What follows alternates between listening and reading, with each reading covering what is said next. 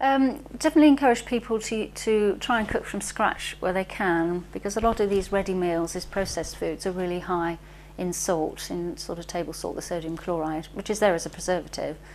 But too much salt really does interfere with the cell mechanism. You need a reasonably high amount of potassium relative to sodium. And in our evolution, it was hard to find a packet of crisps or a salt cellar years ago. So our body has evolved to be really good at holding on to sodium, but is really good at getting rid of potassium. That's from your fruit and vegetables. So these days, with salted crisps, peanuts, ready meals, it's so easy to overdo the salt. So the government would recommend 6 grams a day. But when I looked into, I think it was a well-known supermarket brand of shepherd pie, there was 5.8 grams of salt in just one portion. So if you think of all the other salt you might have during the day, so it's quite easy if you're eating processed foods to have too much salt. We do need some salt. As I said before, we're sort of hairy bags of salty soup. We do need a certain amount of sodium, but the sodium should be in a sort of more balanced form than the table salt, the sodium chloride. So if you do want salt, then sodium rather than sodium chloride, have things like sea salt and rock salt, but again, go easy on it.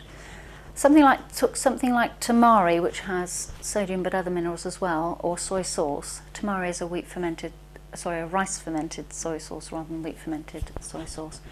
But if you're a fan of crisps, for instance, and you want a healthier snack, I've got one down here. You can actually get some pumpkin, sunflower seeds. Put them in a baking dish, oven quite low to protect the good fats. So they're about gas mark 2, but I can't translate. Anyway, low oven. 8 ounces of seeds and a tablespoon of soy sauce or tamari. Just stir them all round in the oven for 10 minutes. Take it out, give it another stir round, another 5 minutes, another stir round, leave it in there to cool down.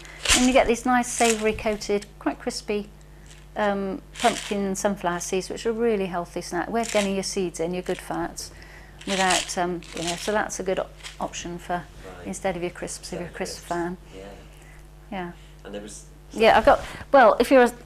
some people are savoury, aren't they? And some people like sweet things. Right. So rather than having sweets, when I was younger, I used to have always take a tube of fruit gums into my exams. Right.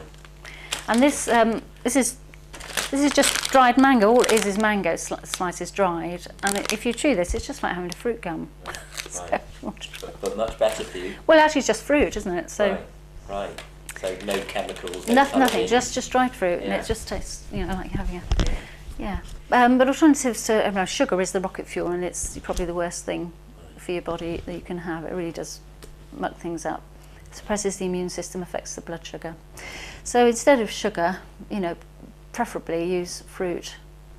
So if you like having a teaspoon of sugar in your porridge, maybe try some sultanas, some chopped banana, or even coconut, so some desiccated coconut in there, and that will sweeten it up. And so alternatives to sugar are good too. Is there a difference between white sugar and fruit sugar? Is it different types of sugar? Well, the fruit sugar is called fructose, and when it's extracted it does look the same.